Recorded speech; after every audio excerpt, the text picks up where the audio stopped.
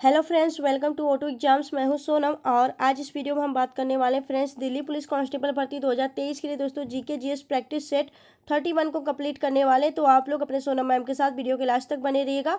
और फ्रेंड्स इस वीडियो में हम इंपॉर्टेंट और सिलेक्टेड क्वेश्चन इंक्लूड किए जो कि आपके एग्जाम पॉइंट ऑफ व्यू से काफ़ी ज़्यादा इंपॉर्टेंट है। तो आप लोग वीडियो के लास्ट तक बने रहिएगा, वीडियो को पूरा देखिएगा।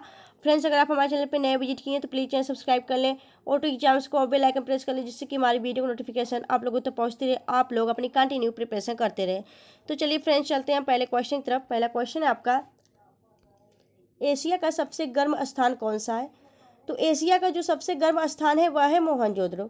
आप सभी जानते हैं कि सहारा जो है आपका, सहारा यह आपका सबसे गर्म रेगिस्तान है और यह अफ्रीका महाद्वीप में स्थित है। यहाँ से आपसे क्वेश्चन पूछा गया है कि एशिया का सबसे गर्म स्थान कौन सा है। तो एशिया का सबसे गर्म स्थान मोहनजोदड़ो है और यह वर्तमान में पाकिस्तान में स्थित है।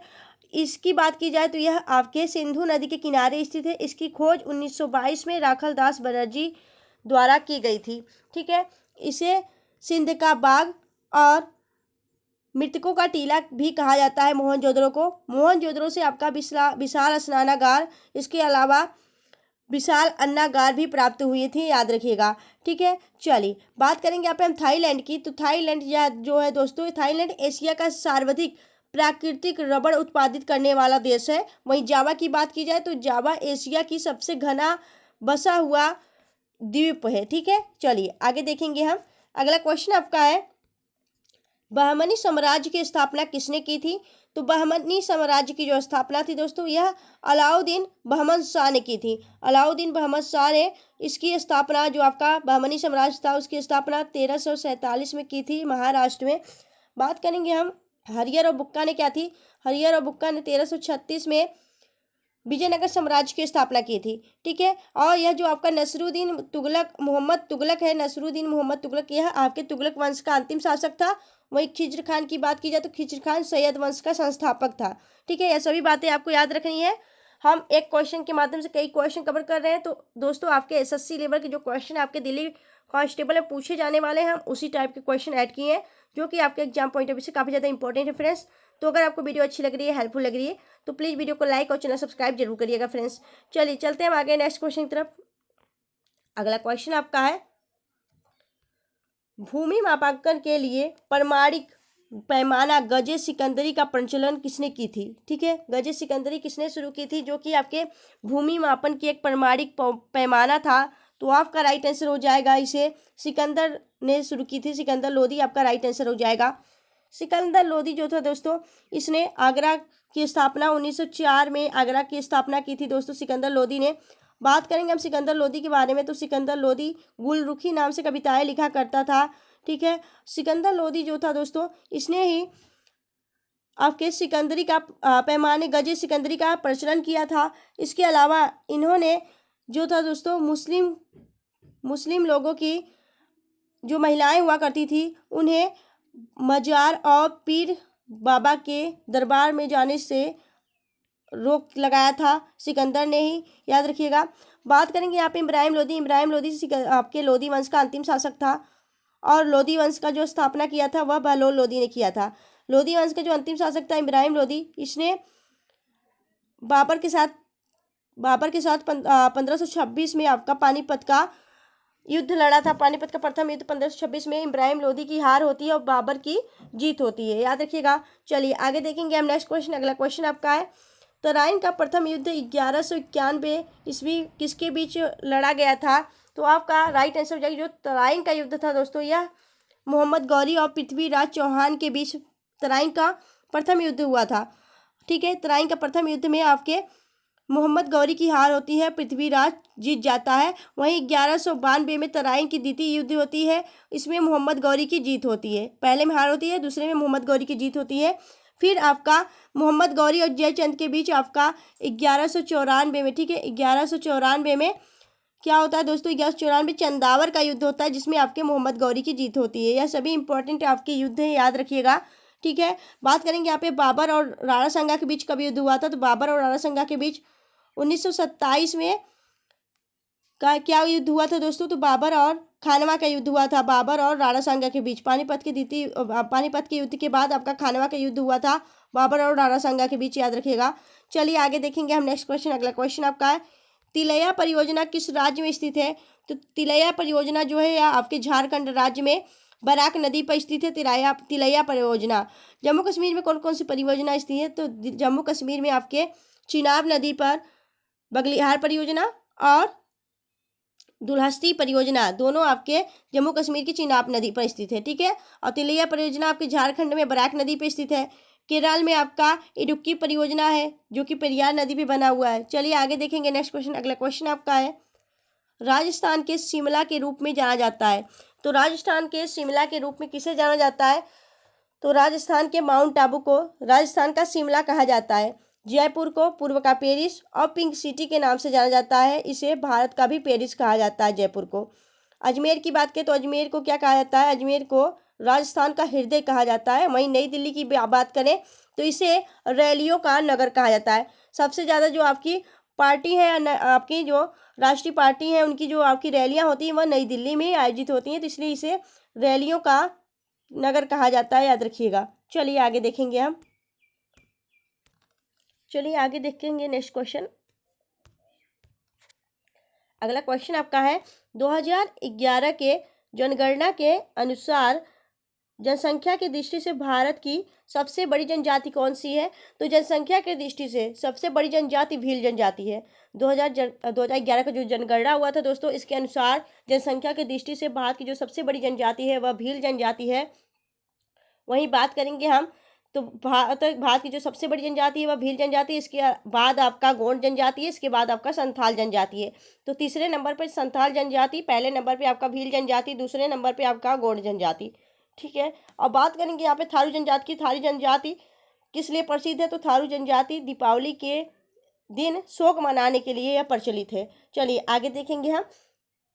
आगे देखेंगे अगला क्वेश्चन आपका है, जनजातियों के शैक्षणिक संस्थान को क्या कहा जाता है? तो जो आपके नीलगिरी पर्वत पर रहते हैं दोस्तों, आपके जो आपके पहाड़ों के बर्फों के घर बना के रहते हैं उन्हें इग्लू कहा जाता है। लेकिन जो जनजाति शैक्षिक संस्थान को क्या कहा जाता है? जनजातियों के जो खेलने का स्थान होता है उसे युवा गृह कहा जाता है। युवा गृह आपका राइट आंसर हो जाएगा। अगर हम बात करें सबसे ज़्यादा जो जनजाति हैं वह कहाँ पे है? एमपी में सबसे ज़्यादा जनजाति देखने को मिलती है।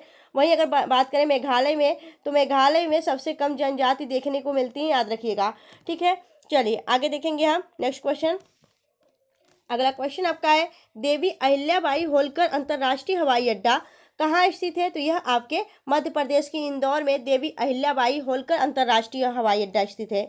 बात करेंगे मुंबई में तो मुंबई में आपका छत्रपति शिवाजी अंतर्राष्ट्रीय हवाई अड्डा स्थित है। कोच्चि में आपका कोच्चि हवाई अड्डा स्थित है। और वाराणसी में आपका लाल बहादुर शास्त्री हवाई अड्डा इंटरनेशनल आपका हवाई अड्डा स्थित है, ठीक है।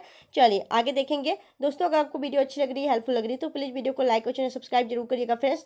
चलिए आगे देखेंगे नेक्स्ट क्वेश्चन। अगला क्वेश्चन आपका है, अंतर्राष्ट्रीय मुस्लिम अधिकार दिवस कब मनाया जाता है?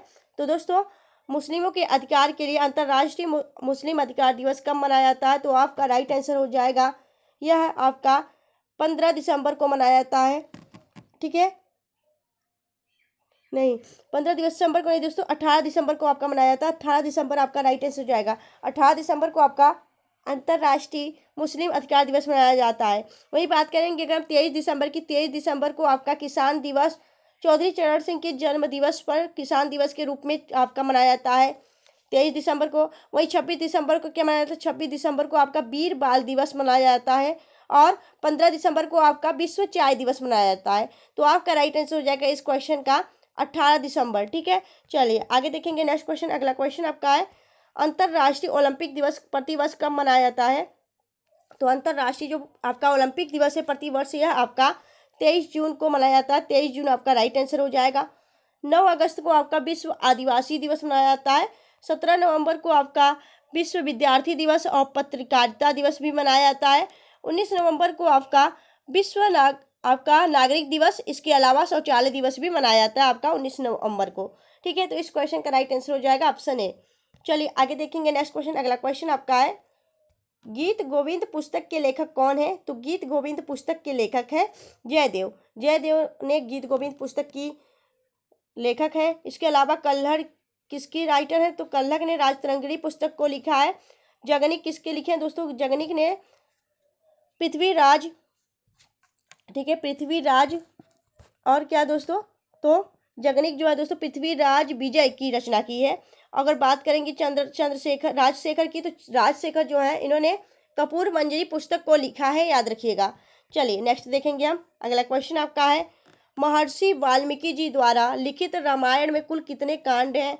तो दोस्तों महर्षि वाल्मीकि जी द्वारा जो आपका लिखा गया रामायण है, रामायण में कुल आपके 7 कांड हैं, ठीक है। 7 कांड आपका राइट आंसर हो जाएगा, 7 कांड। और इसके अलावा आपका 2400 श्लोक है, 2400 श्लोक है और 500 उपकांड है, ठीक है। 500 क्या है, उपकांड है आपके रामायण में। बात करेंगे रामायण में कुल कितने कांड है, तो 7 कांड है। कौन कौन से, तो एक हो गया आपका बाल कांड, अयोध्या कांड, अरण्य कांड, किष्किंधा कांड और इसके अलावा आपका सुंदर कांड, लंका कांड और उत्तर कांड। यह सभी आपके कहाँ है, आपके वाल्मीकि जी द्वारा लिखी गई रामायण में, ठीक है। चलिए आगे देखेंगे हम। अगला क्वेश्चन आपका है, स्वामी विवेकानंद जी का बचपन का नाम क्या था। तो स्वामी विवेकानंद के गुरु कौन थे, तो स्वामी विवेकानंद जी के गुरु कौन थे दोस्तों, यह आप लोग को कमेंट में बताना है। और स्वामी विवेकानंद ने किसकी स्थापना की थी, बात करेंगे इनके बचपन का नाम, यह सब आप कमेंट में करके हमें बताएंगे। बात करेंगे इनकी स्थापना की, यहाँ पे इनके जो बचपन का नाम था स्वामी विवेकानंद की, तो स्वामी विवेकानंद का जो बचपन का नाम था वह था सुरेंद्रनाथ, ठीक है। सुरेंद्रनाथ स्वामी विवेकानंद के बचपन का नाम था। मूल शंकर की बात की जाए तो मूल शंकर किसका नाम था दोस्तों, मूल शंकर दयानंद सरस्वती का नाम बचपन का मूल शंकर था। धनपत राय आपके मुंशी प्रेमचंद जी के बचपन का नाम था। और रामचंद्र पंडुरंग आपके तात्या टोपे के बचपन का नाम था रामचंद्र पंडुरंग, ठीक है। तो आपके बचपन के नाम से संबंधित भी क्वेश्चन पूछे जाते हैं, तो हम यहाँ पे आपको डिस्कस करा दिए हैं। और जो भी हमने यहाँ पे पूछा है आपको हमें कमेंट सेक्शन में कमेंट करके जरूर बताना है। जैसे और भी हमारे विद्यार्थी हैं जो कि हमें कमेंट सेक्शन में कमेंट करके जरूर बताते हैं, तो आप लोग को कमेंट करके जरूर बताना चाहिए, जिससे कि आपका और भी ज्ञान बढ़े। चलिए आगे देखेंगे नेक्स्ट क्वेश्चन। अगला क्वेश्चन आपका है, इनमें से कौन सी पुस्तक भारतेंदु हरिश्चंद्र जी द्वारा लिखित है। तो दोस्तों भारतेंदु हरिश्चंद्र जी ने कौन सी पुस्तक इसमें से लिखी है, तो आपका राइट आंसर हो जाएगा भारत दुर्दशा जो है वह भारतेंदु हरिश्चंद्र जी ने लिखी है। इंडियन स्ट्रगल किसने लिखा है, तो सुभाष चंद्र बोस ने लिखी है पुस्तक। Discovery of India Pandit Jawaharlal Nehru ने लिखा है। इंडिया डिवाइडेड पुस्तक के लेखक हैं डॉक्टर राजेंद्र प्रसाद, ठीक है। चलिए आगे देखेंगे हम नेक्स्ट क्वेश्चन। अगला क्वेश्चन आपका है, भारतीय राष्ट्रीय कांग्रेस के किस अधिवेशन में पहली बार वंदे मातरम गाया गया था, तो आपका राइट आंसर हो जाएगा कलकत्ता अधिवेशन। कलकत्ता अधिवेशन में जब आपका भारतीय राष्ट्रीय कांग्रेस का कलकत्ता अधिवेशन हुआ था दोस्तों, कलकत्ता अधिवेशन कब हुआ था, तो जो आपका 1996 में कलकत्ता अधिवेशन हुआ था, जब उसके अध्यक्ष रहीम तुल्ला सयानी थे, रहीम तुल्ला सयानी, उस समय आपका पहली बार वंदे मातरम गाया गया था, याद रखिएगा 1996 में, ठीक है, आपके कलकत्ता अधिवेशन में कांग्रेस के। चलिए आगे देखेंगे नेक्स्ट क्वेश्चन। अगला क्वेश्चन आपका है, भारतीय राष्ट्रीय कांग्रेस के पहले मुस्लिम अध्यक्ष कौन थे, तो बदरुद्दीन तैयब जी भारतीय मुस्लिम कांग्रेस के पहले मुस्लिम अध्यक्ष थे। वहीं बात करें इनकी अध्यक्षता कब की गई थी, किस अधिवेशन में, तो मद्रास अधिवेशन में, ठीक है। मद्रास अधिवेशन 1887 में इन्होंने कांग्रेस पार्टी की आपकी अध्यक्षता की थी। बात करेंगे जॉर्ज यूल कौन थे, तो जॉर्ज यूल पहले अंग्रेजी अध्यक्ष थे आपके भारतीय राष्ट्रीय कांग्रेस के। और बेमेश चंद्र बनर्जी प्रथम आपके राष्ट्रीय कांग्रेस के अध्यक्ष थे, बेमेश चंद्र बनर्जी, जब इसकी स्थापना की थी इसके बाद प्रथम अध्यक्ष बेमेश चंद्र बनर्जी ही बने थे।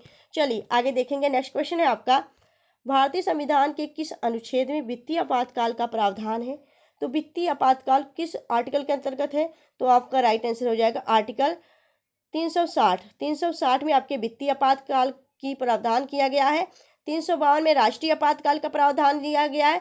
वहीं 356 में आपके राष्ट्रपति शासन यानी कि प्रेसिडेंट रूल की बात की गई है, ठीक है। तो याद रखिएगा वित्तीय आपातकाल किसमें आपका, यह आपके 360 में है, 352 में आपका राष्ट्रीय आपातकाल और 356 में आपका राष्ट्रपति शासन, ठीक है। चलिए आगे देखेंगे नेक्स्ट क्वेश्चन। अगला क्वेश्चन आपका है, मुगल सम्राट अकबर ने गुजरात के विजय के उपलक्ष्य में किसका निर्माण करवाया था, तो जब दोस्तों आपके अकबर ने गुजरात पर विजय प्राप्त कर लिया था, आपके गुजरात पे विजय प्राप्त किया था, तो उसके उपलक्ष्य में बुलंद दरवाजा का निर्माण करवाया था। ठीक है, बुलंद दरवाजा का निर्माण करवाया था, याद रखिएगा। आपका राइट आंसर हो जाएगा ऑप्शन डी।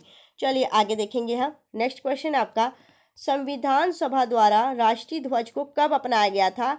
तो संविधान सभा द्वारा राष्ट्रीय जो आपका ध्वज है तिरंगा, उसे आपके ऑप्शन ए यानी कि 22 जुलाई 1947 को आपका स्वीकार कर लिया गया था। और अगर बात करें राष्ट्रगान को कब स्वीकार किया गया था? 24 जनवरी 1950 को आपके राष्ट्रगान को स्वीकार किया गया था। और भारतीय संविधान पूर्ण रूप से कब लागू की गई थी? 26 जनवरी 1950 को। ठीक है, ये सभी बातें आपको याद रखनी है, आपके एग्जाम पॉइंट ऑफ व्यू से इंपॉर्टेंट है। अगर फ्रेंड्स आपको वीडियो अच्छी लग रही है, हेल्पफुल लग रही है, तो प्लीज़ वीडियो को लाइक और चैनल सब्सक्राइब जरूर करिएगा।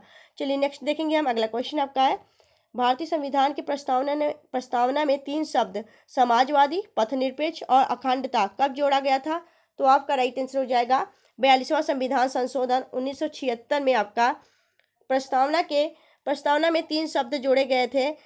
आपका समाजवादी, पथनिरपेक्ष और अखंडता, यह 3 शब्द जोड़े गए थे, याद रखिएगा। बात करेंगे प्रस्तावना के बारे में, तो प्रस्तावना संविधान के निर्माणकर्ताओं की विचार की कुंजी कही जाती है आपकी प्रस्तावना। ठीक है, चलिए आगे देखेंगे नेक्स्ट क्वेश्चन। अगला क्वेश्चन आपका है, जीएसटी गुड्स सर्विस टैक्स किस संविधान संशोधन के तहत द्वारा जोड़ा गया था? तो आपका राइट आंसर हो जाएगा 101वां संविधान संशोधन करके जीएसटी को संविधान में जोड़ा गया था। बात करेंगे हम जीएसटी दिवस कब मनाया था? तो 1 जुलाई को क्या मनाया था? जीएसटी दिवस के रूप में मनाया जाता है, याद रखिएगा। ठीक है, चलिए आगे देखेंगे। नेक्स्ट क्वेश्चन है आपका, भारतीय संविधान के अंतर्गत कल्याणकारी राज्य की अवधारणा किस अनुच्छेद में वर्णित है? तो आपका राइट आंसर हो जाएगा आर्टिकल 39।